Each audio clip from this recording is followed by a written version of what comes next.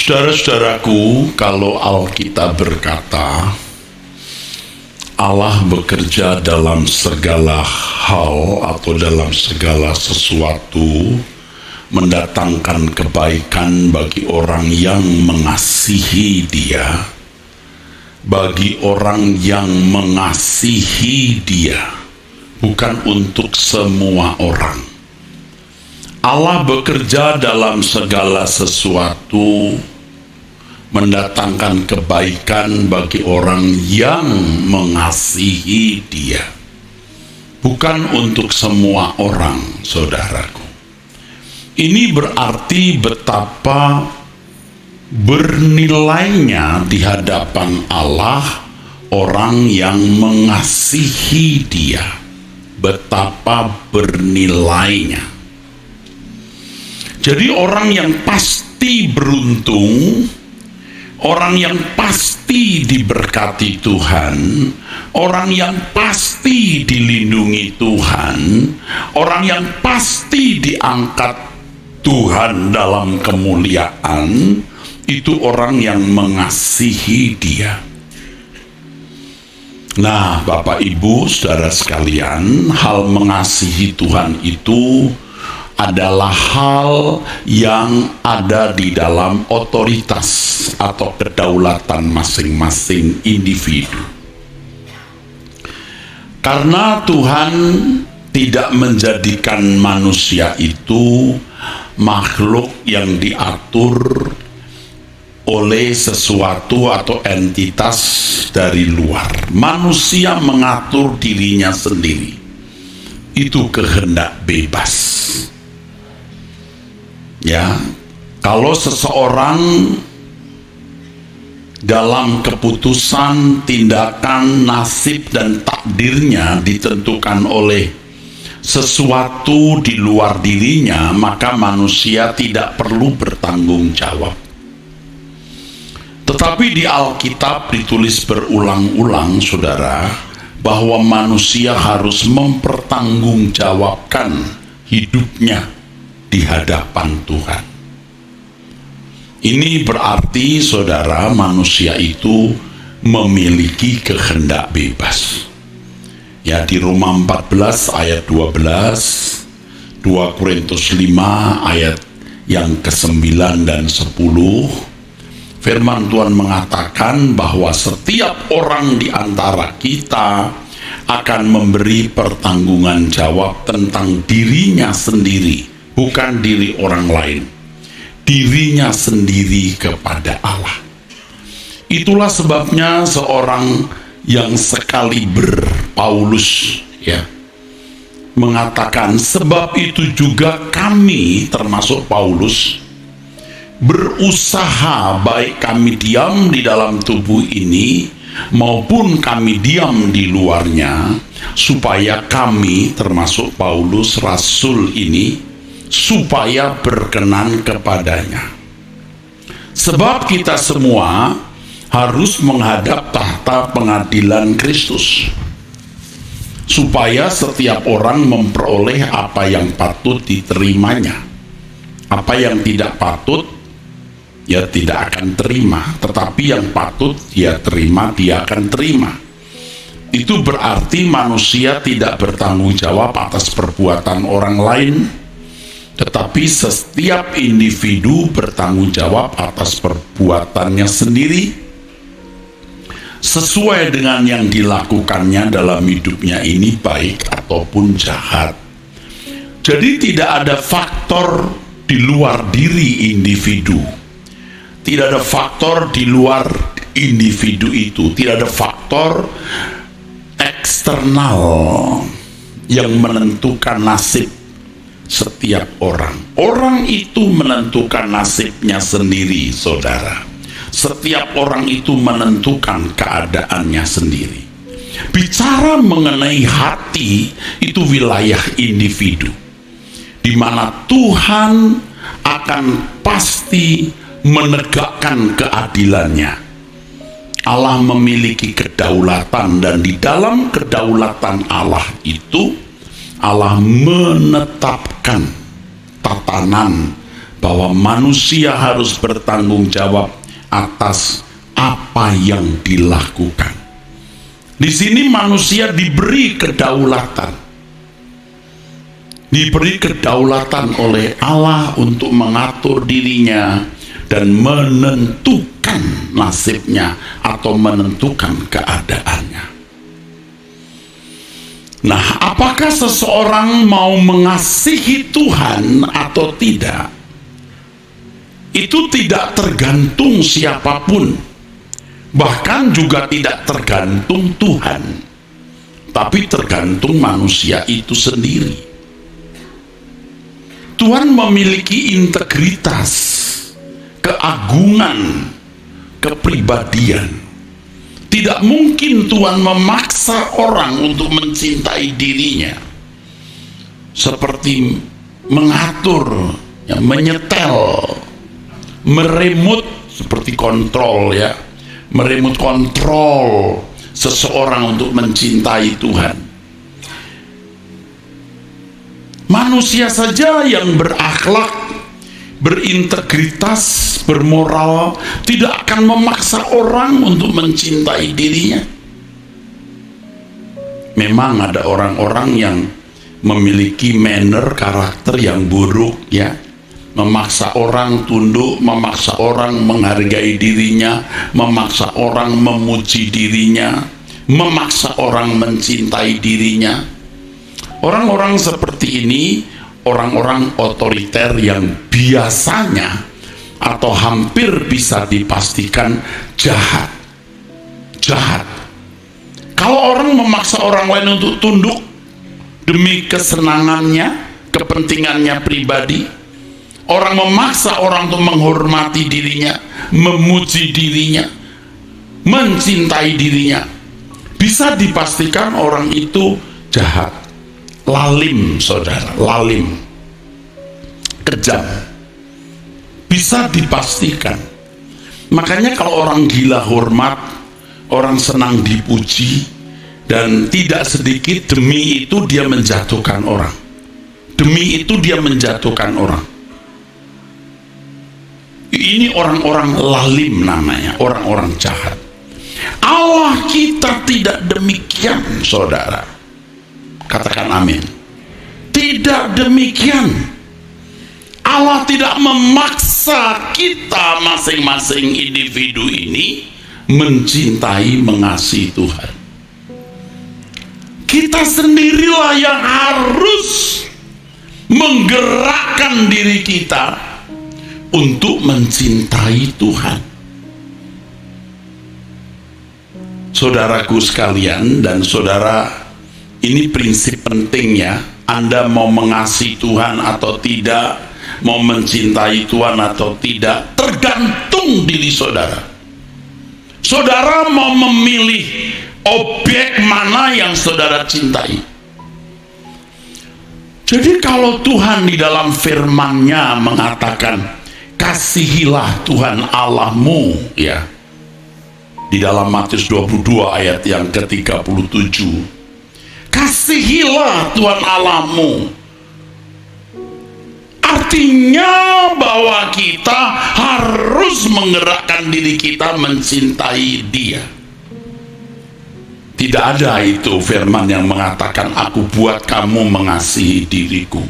Kamu yang harus membuat dirimu sendiri mengasihi aku, dan dengan segenap hati. Artinya 100% atau seutuhnya, segenap jiwa, segenap akal budi, dan di Injil lain dikatakan segenap kekuatan. Ini hukum yang terutama dan yang pertama. Melakukan hukum ini pasti kita akan memenuhi hukum yang kedua, mengasihi sesama seperti diri kita sendiri. Nah, saudara-saudaraku sekalian, jangan saudara pasif. Karena mengasihi Tuhan itu merupakan proses bertahap, di mana cinta itu bisa menjadi matang atau dewasa. Contoh dalam kehidupan saudaraku, lihat orang muda, sepasang insan yang jatuh cinta ketika masih remaja pemuda. Ya, tidak bisa dibayangkan, tidak bisa digambarkan ya, kalau seseorang falling in love itu. Alkitab mengatakan ini yang tidak bisa ku mengerti, yaitu wanita ya yang jatuh cinta atau pria yang jatuh cinta. Cinta itu kuat, lebih kuat dari maut. Maksudnya demi cinta orang bisa bunuh diri loh. Jadi lebih kuat dari maut. Tetapi tahukah saudara, cinta itu harus didewasakan. Bukan makhluk yang statis, bukan sesuatu yang statis, tetapi dinamis dan memiliki dinamika. Karena manusia yang memiliki cinta itu berdinamika, saudara. Nah, kalau sepasang insan jatuh cinta luar biasa, menikah, kok bisa ya kemudian cerai? Kok bisa ya kemudian saling melukai? Karena tidak dewasa, saudara. Tidak dewasa. Apalagi lingkungan dunia kita hari ini jahat, saudara. Mengkondisi orang itu menjadi rusak. Cinta tidak berkembang, bahkan dari cinta bisa menjadi benci. Wah, dunia kita itu rusak, saudara. Bagi bapak ibu yang sudah melewati tahun-tahun umur hidup bersama pasangan hidup, walaupun pasangan tidak cantik, prianya tidak ganteng, atau bahkan tidak bisa memberi nafkah cukup, tetapi bisa berkata, I can't live without you. Aku tidak bisa hidup tanpa kamu.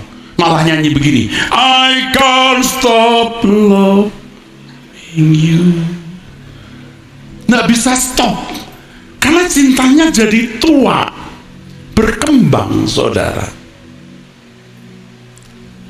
Ini membuktikan cinta itu memang bisa dinamis.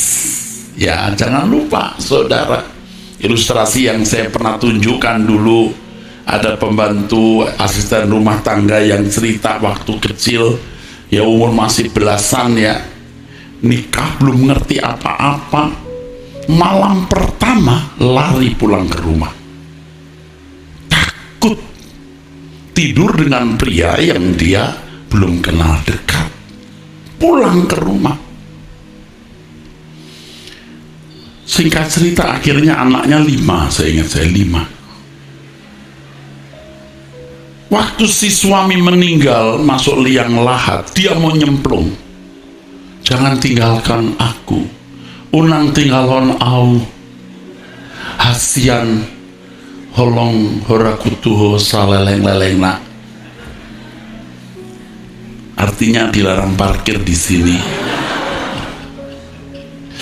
Jangan tinggalkan aku kekasih, begitu kata orang dari Sumatera Utara, suku saya, saudara.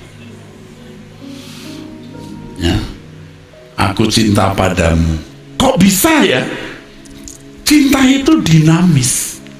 Jadi yang pertama kita yang menggerakkan, 2 harus kita dewasakan.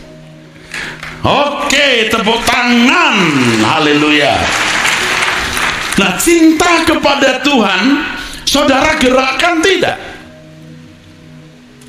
Sebab di sekitar kita banyak objek yang mempersona, merangsang kita membangkitkan cinta kepada apa yang di sekitar kita, dan terlanjur jatuh cinta. Rata-rata saudara sudah terlanjur jatuh cinta. Saya tidak tahu lagu apa yang ada kalimat aku sudah terlanjur jatuh cinta. Ada itu lagu sekuler. Aku sudah, nggak usah nyanyi nak. Kau pikir kau ngiringin aku dengan lagu ini? Aku nggak tahu. Pokoknya aku sudah terlanjur jatuh cinta. Ada lagu itu ya. Dan pura-pura nggak tahu. Saya tidak tahu. Ada nggak lagu itu, Pak? Hah? Kok ibu-ibu lebih tahu dari saya ya? Sudah terlanjur jatuh cinta gitu loh, saudara. Ya itu. Sudah terlanjur jatuh cinta. Anda ngerti nggak, dunia itu mempersona. Kita terlanjur jatuh cinta, lalu irama jiwa kita dikotori karena menikmati cinta itu. Menikmati cinta itu dengan segala pesona, dengan segala rangsang atau impuls. Padahal firman Tuhan mengatakan, barang siapa mencintai dunia ini dan apa yang ada di dalamnya, cinta Bapa tidak ada pada orang itu. Jadi tidak ada ruangan cinta untuk Bapa, karena ruangan cintanya untuk dunia. Saya ngomong ini sebenarnya bukan untuk saudara saja, juga untuk diri saya sendiri. Untungnya saya sudah lari. Kalau aku terus mencintai kamu, mampuslah aku. Aku mesti meninggalkan. Berat, saudara, berat. Tapi kita tahu bahwa dia tidak bawa kita kepada kehidupan kekal dunia ini. Saudara, jangan tidak mengikuti suara Tuhan pada pagi menjelang siang ini. Ini suara Tuhan. Ini suara Tuhan. Saya menyampaikan suara Tuhan. Jangan sampai hatimu menjadi beku untuk Tuhan, tetapi liquid lumer untuk dunia. Sampai orang-orang seperti ini tidak mampu mencintai Tuhan lagi. Terbelenggu, terperangkap, to be trapped, terperangkap oleh dunia.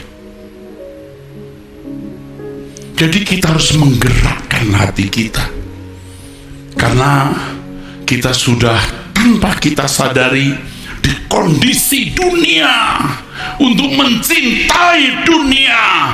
Kemudian selera jiwa kita terbelenggu oleh percintaan dunia ini, saudara. Semua kita bahaya.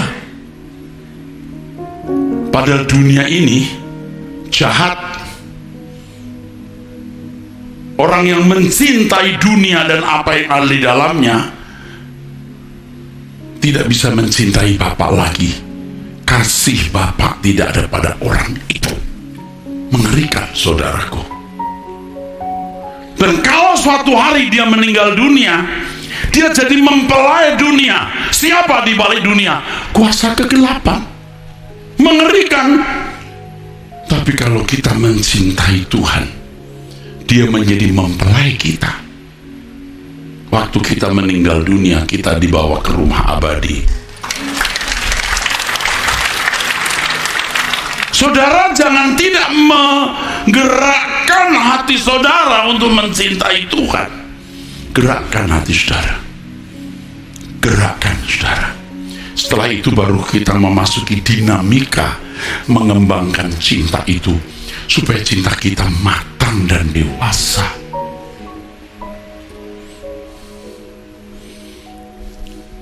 Saudara ingat ketika Yesus bangkit, Tuhan kita, Juru Selamat kita, lalu bertanya kepada Petrus, apakah engkau mengasihi aku?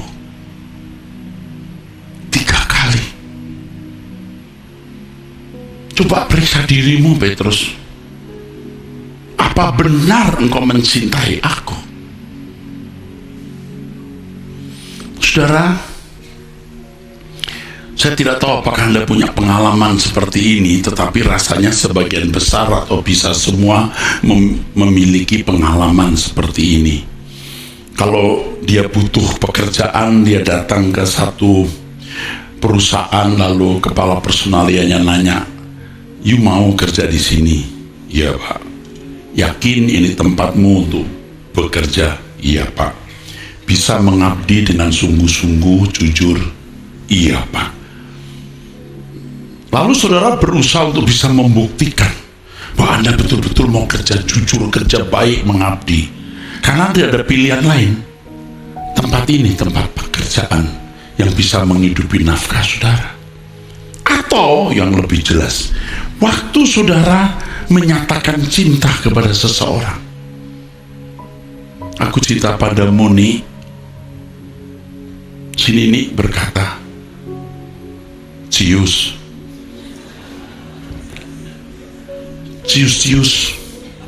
Jadi cius pangkat 2. Cius nih bisa membuktikan. Nih kalau ada peso di sini, belah dadaku. Tidak ada nama lain kecuali Nini Wijaya. Belah dadaku, berusaha untuk membuktikan, paham nggak? Karena nggak ada wanita lain seperti kamu. Aku sudah jatuh cinta, terlanjur jatuh cinta. Apalagi pada waktu depan pendeta pemberkatan nikah lantang sekali. Aku menerima kamu sebagai istriku, baik dalam suka dan duka, dalam kelimpahan maupun kekurangan, dalam keadaan sehat atau sakit, dan setia kepadamu selama aku hidup.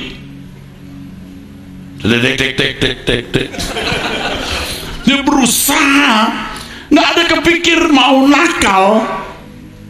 Pernahkah saudara mau meyakinkan bahwa kepada Tuhan bahwa saudara mau setia? Nggak pernah kan? Jarang orang yang masuk di situasi di mana dia mau meyakinkan bahwa kita cinta Tuhan. Makanya kalau orang benar-benar mencintai Tuhan nggak takut sumpah janji nasar, nggak takut, nggak ada pilihan. Tuhan, aku tidak mau berbuat dosa, aku tidak mau terpisah dari Engkau, aku sumpah.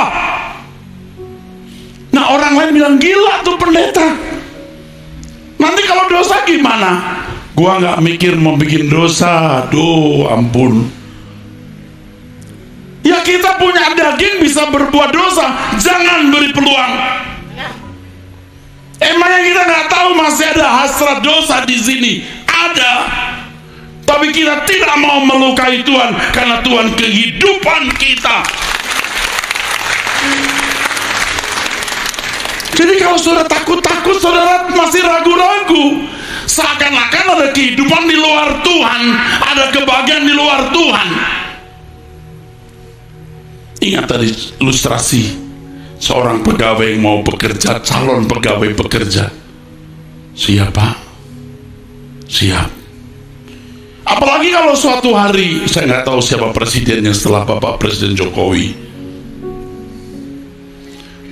lalu mau ada di telepon, sudah datang ke istana, mau dijadikan menteri. Ini menteri urusan apa ya? Oke deh, menteri urusan duda. Belum ada nih menteri urusan duda ini, dan sekaligus urusan janda. Ini termasuk menteri sosial ya, menteri sosial khusus duda dan janda. Terus ditanya, mau mengabdi kepada negara Pak? Siapa? Pegang sumpah jabatan, betul-betul mengabdi demi kepentingan bangsa. Siapa? Karena ada sesuatu di situ. Nah kepada Tuhan, kenapa kita nggak bilang siap Tuhan? Menjadi anak Allah itu unggul lebih dari menjadi seorang menteri. Menteri hanya 5 tahun, kalau reshuffle cuma 2 bulan diganti. Anak Allah itu abadi. Amin. Paham? Jadi saudaraku, kita mau mencintai Tuhan, dan kita mengembangkan cinta dalam dinamika hidup. Bangun pagi doa. Saya terus mengajak saudara, menghimbau untuk doa pagi. Jangan terlambat. Kalau jam 5 masih 1000, 1500, begitu mau jam 6 5.500. Rupanya pada bangun kesiangan ini. Kalau mau masuk firman baru sampai di atas 5.000. Coba siapa yang terlambat tolong angkat tangan.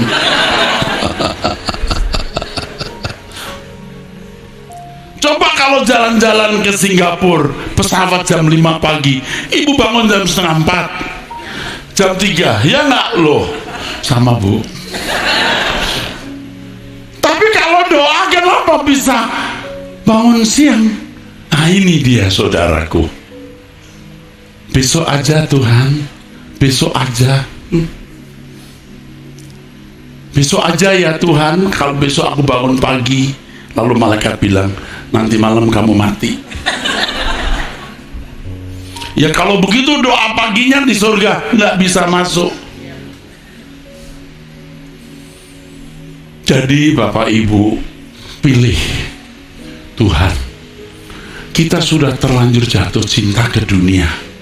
Duit itu maknyus, punya barang maknyus, barang branded maknyus. Kalau pakai kalung berlian celing-celing maknyus.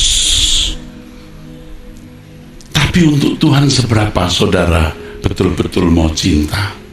Ayo kita switch, kita pindahkan cinta kita kepada Tuhan, lalu kita mau berdinamika mengembangkan cinta itu. Bangun pagi kita berdoa saudaraku, bangun pagi kita berdoa. Ini terus mengembangkan hubungan kita dengan Tuhan ya. Jalan bersama Tuhan, jangan berbuat dosa. Sama saudara dengan saya itu sama, dagingnya juga senang dipuaskan, sama. Tapi kita mau memilih matikan daging. Kalau dia mendesak kita bilang tidak.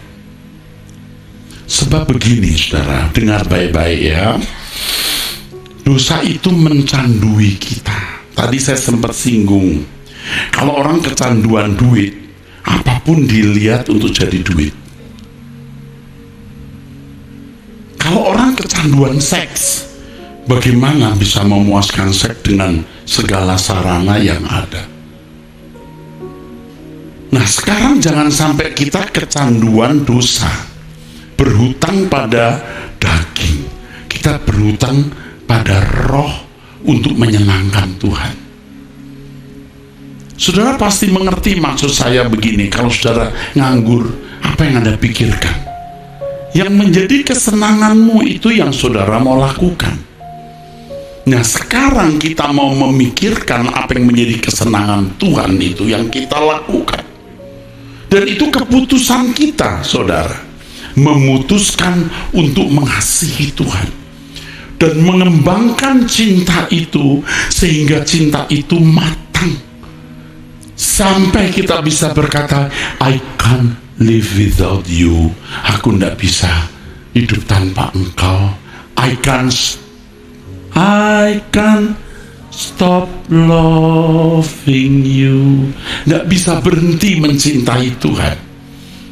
Nah orang-orang yang hatinya mencintai Tuhan ini makin hari makin bulat. Kasihlah Tuhan Allahmu dengan segenap. Untuk menjadi segenap ini perlu dinamika hidup yang mengembangkan cinta itu menjadi matang dan dewasa.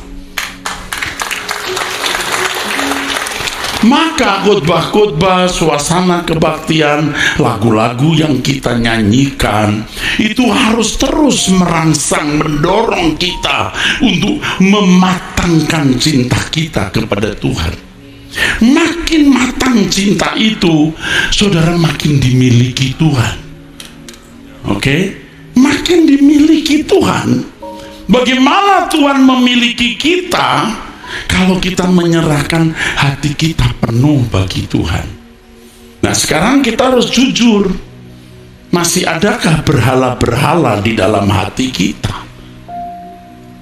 Masihkah ada berhala-berhala di dalam hati kita? Ketika Yesus bertanya kepada Petrus, apakah engkau mengasihi aku Petrus? Tuhan mau ketegasan Petrus terhadap Tuhan dan ketegasan Petrus terhadap dirinya sendiri. Sebelum Yesus disalib, Petrus berkata, Tuhan, Jangankan penjara, mati pun aku bersedia. Wow. Jangankan Gunung Galunggung, Himalaya, tapi situasional.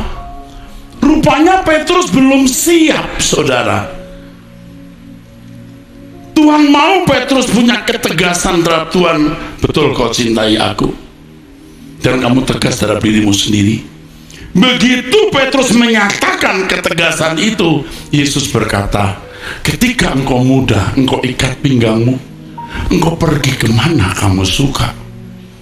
Tetapi kalau kamu sudah tua, engkau diikat ke tempat yang kamu tidak suka, tapi kamu nurut, dan dengan cara itu engkau memuliakan aku. Kalau engkau masih mencintai dirimu sendiri, engkau masih punya kesenangan-kesenangan, engkau ikat pinggangmu dan engkau pergi kemana kamu suka. Artinya kamu tidak mau melakukan kehendak Tuhan sepenuhnya. Tetapi kalau kamu mencintai Tuhan dengan sungguh-sungguh dan cintamu dewasa, maka kamu akan melakukan kehendak Bapa. Tepuk tangan boleh. Saya terus terang ingin saudara dan mengajak saudara edik terhadap melakukan kehendak Bapa. Kita sudah pernah edik dengan banyak hal yang tidak patut, terikat dengan banyak hal yang itu menjadi berhala, dan cinta kita tidak utuh. Kita telah berbuat salah. Sekarang kita mau switch, kita mau pindahkan hati kita, cinta kita kepada Tuhan. Amin. Saudara mengerti maksud saya? Lakukan hari ini. Lakukan, saudara. Roh Kudus akan menolong saudara sampai kita kecanduan untuk melakukan kehendak Bapa. Gambarannya jelas. Kalau kita mencintai seseorang, kita mau beri apapun yang kita miliki. Seorang pria yang jatuh cinta kepada wanita belum menikah, dia kerja pas-pasan, gaji 3 juta plus uang makan 3,5, uang transport katanya. Pacarnya ulang tahun, dia mau belikan dia anting, dan ada yang bergelantungan di situ, harganya 7 juta. Apa yang dilakukan pria ini? Dia pun gaji bulan depan, dia datang ke kepala kabar keuangan, ibu saya boleh enggak bon gaji bulan depan saya tarik bulan. Wow, kamu punya prestasi kerja bagus. Saya bilang bos dulu ya. Oh, akhirnya bos bilang kasih, ini orang baik. Bagian keuangan tanya, emangnya mamamu lagi sakit?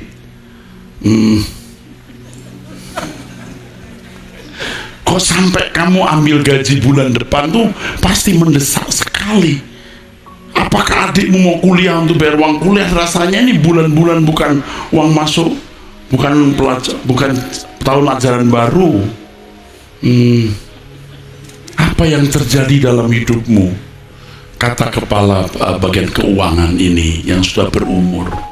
Lalu pemuda itu berkata, buah hati bu. Oh, kamu punya buah hati? Maksudmu apa? Buah hati bu, buah hati saya ulang tahun.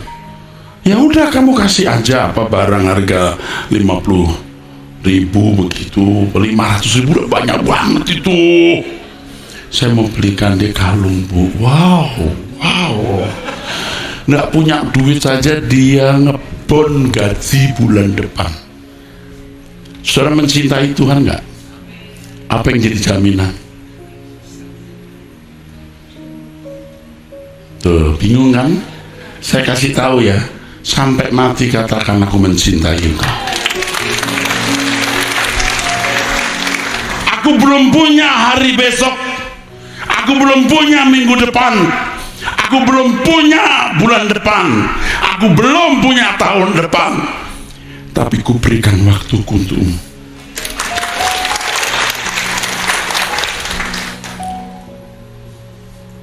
Sudah mengerti maksud saya? Nah, kalau saudara menjadi kekasih Tuhan seperti ini, bagaimana saudara tidak istimewa di hadapan Allah?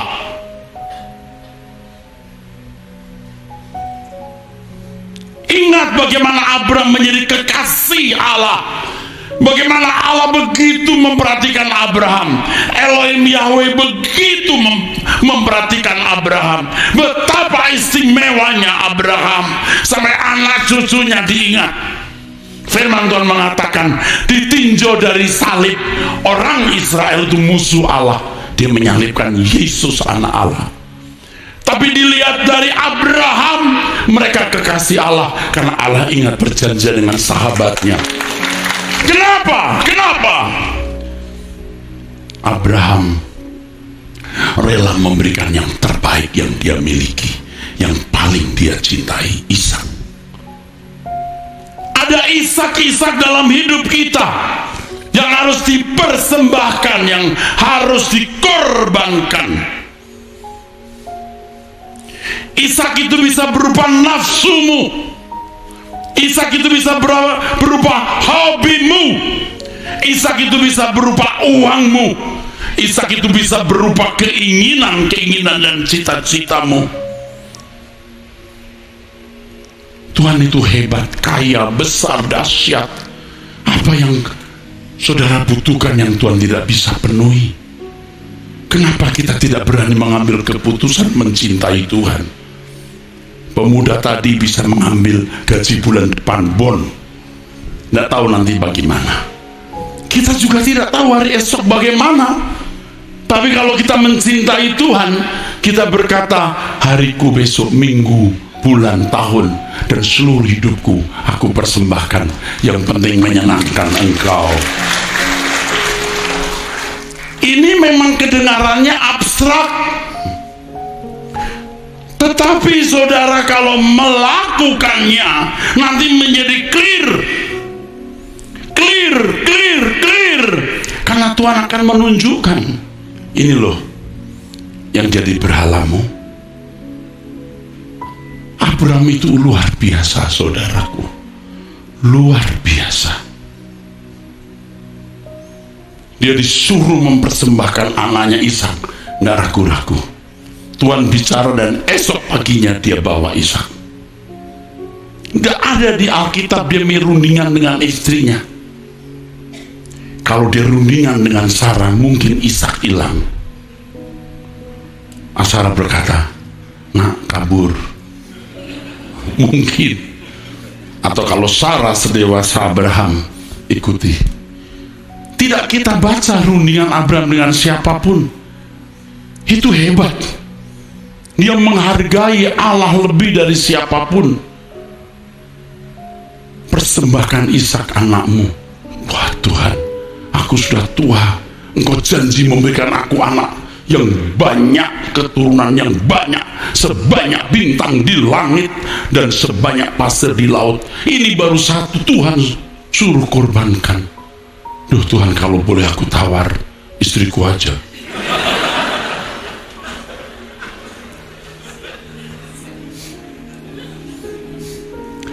Maaf ya, tidak ada ayat Alkitabnya ya. Ini kan aku cuma ilustrasi saja.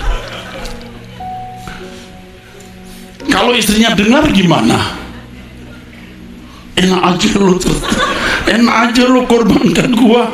Udah lo sendiri aja yang sembelih. Oh.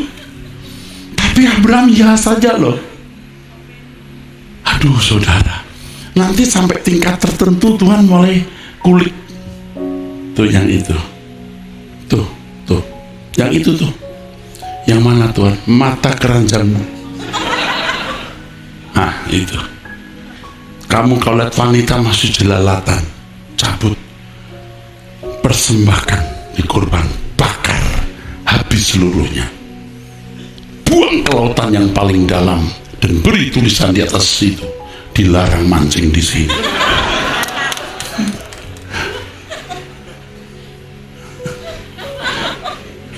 Bapak-bapak, kuduskan matamu.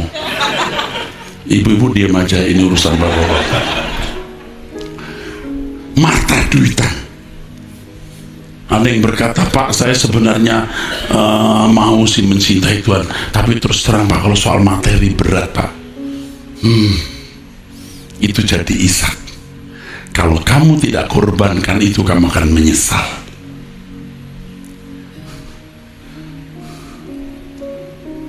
Mungkin ada bapak-bapak yang sudah punya istri pacaran lagi, jadi Ishak. Padahal namanya bukan Ishak, maaf ya, Lili mungkin. Maaf, nama Lili, saya minta maaf kalau saya muncul aja begitu. Korbankan dia. Jadi kamu telepon siang ini, Li, aku mau sembelih kamu. Lalu Lili datang ke Kapolsek, ke Kapolres. Dia berkata, Pak polisi, ada ancaman. Akhirnya Anda dipanggil polisi. Polisi tanya, Anda buat ancaman ini? Enggak, maksud saya bukan begitu. Tapi ancaman. Bukan begitu Pak polisi. Polisi kalau nggak percaya, tanya pendeta saya. Loh. Akhirnya jadi panggil oleh polisi. Pak Eras mendapat panggilan di kantor polisi. Jadi viral kemana-mana. Kalau sudah menyangkut Pak Eras jadi viral. Pak Eras telah melakukan pengancaman, membuat jemaat ya menyembelih Lili. Jangan gitu saudara, kasihan saya. Udah banyak dianiaya, mau nambah-nambahi. Aduh, cuma diintimidasi oleh pendeta Erastus untuk membunuh, menyembelih pacarnya, seperti Abraham menyembelih Ishak. Nah, kalau Pak polisi ketemu saya begini Pak, akhirnya nggak jadi disembelih juga loh Ishak. Pak polisi tahu nggak? Ya saya juga Kristen. Pak polisi tahu nggak cerita soal Abraham? Lupa.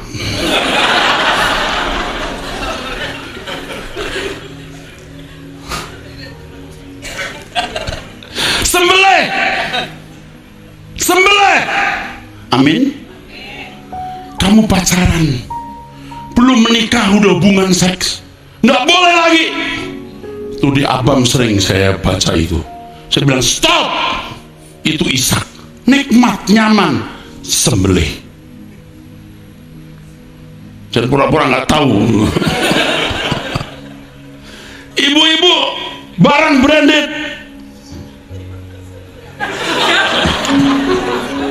Bukan nggak boleh punya, boleh sesuai kelasmu, tapi jangan terikat. Dendam kebencian di hatimu juga jadi berhala. Dinikmati, salah itu buang.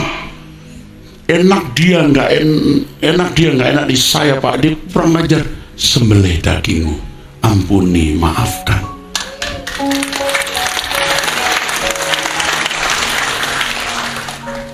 Saudara mau jadi kekasih Tuhan, tidak ada yang saudara cintai lebih dari Tuhan.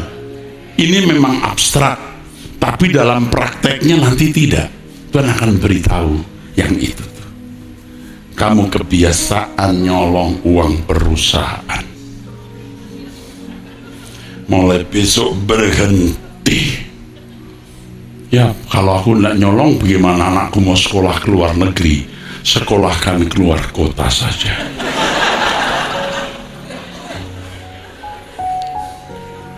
Emangnya jaminan kalau keluar negeri lebih sukses?